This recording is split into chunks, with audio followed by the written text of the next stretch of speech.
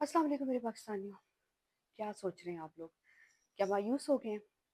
सोच रहे हैं कि क्या होगा, हमारा लीडर तो कब से जेल में है। हर दफ़ा बताया जाता है इस ईद के बाद, इस ईद के बाद 10 दिन रह गए, 15 दिन रह गए, लेकिन वो नहीं आता और फिर कोई मिलने भी नहीं देता।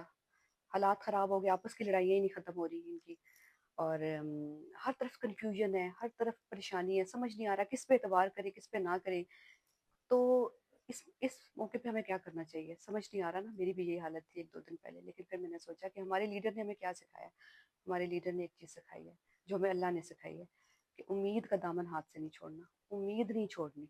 अगर हम उम्मीद छोड़ चुके होते तो शायद आज से 3 साल पहले ही अपनी तहरीक को ख़त्म कर चुके होते। बल्कि 3 साल की क्या बात कर रहे हैं, हम शायद उस दिन ही अपनी तहरीक को ख़त्म कर चुके होते जिस दिन एक सीट इमरान खान ने जीती थी। और उस दिन शायद सारी सीटें हार गए थे।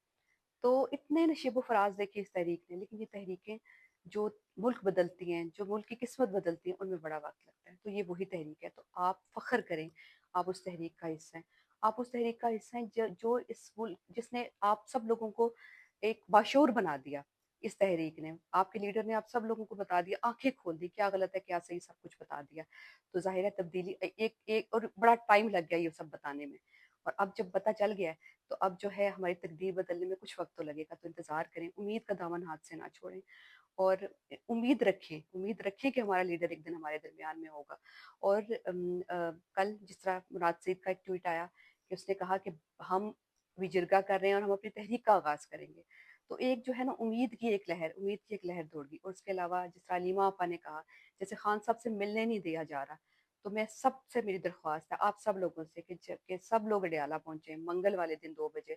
और हम इंशाल्लाह, हम बहुत पुरअमन है, हमारी तहरीक पुरअमन तहरीक है। एक फ़ख्र है हमें इस बात पे कि हम पुरअमन है, हमारे हाथों में कुछ नहीं होता।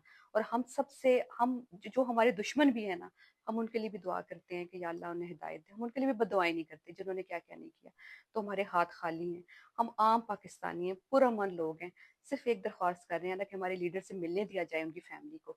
बस सिर्फ एक दरख्वास्त है। तो इंशाल्लाह हम सब अडियाला पहुंचेंगे 2 बजे। अलीमा आपा की जो है ना क़यादत में वहाँ हम खड़े रहेंगे और खामोशी से खड़े होंगे। और कोई हम ऐसी चीज़ नहीं करेंगे जिससे कोई अमन को ख़तरा हो। लेकिन हम सब वहाँ पहुँचेंगे। और आप लोगों से भी दरख्वास्त है कि आप लोग वहाँ पहुँचें और इस पुरअमन तहरीक का हिस्सा बने और मायूस ना हो। मायूसी गुनाह है। और इंशाल्लाह ये आप यकीन रखें कि ये जो तहरीक है ना, जिसके आप हिस्सा हैं, जिसको कोई मदद कहीं से नहीं हासिल, कहीं कोई आपको आपकी मदद नहीं कर रहा, कहीं बाहर से कोई मदद नहीं आ रही, कुछ नहीं हो रहा। तो बहुत सारी तहरीकें चलती हैं इस दुनिया में, और उन सबको कहीं ना कहीं से कोई मदद मिलती है। हमें क्या मदद मिल रही है? अल्लाह की मदद मिल रही है। और जो मुखलिस लोग हैं, अगर बाहर भी कोई बैठे हैं तो मुखलिस लोग हैं, उनकी मदद मिल रही है। तो उम्मीद रखें, इंशाल्लाह ये तहरीक कामयाब होगी।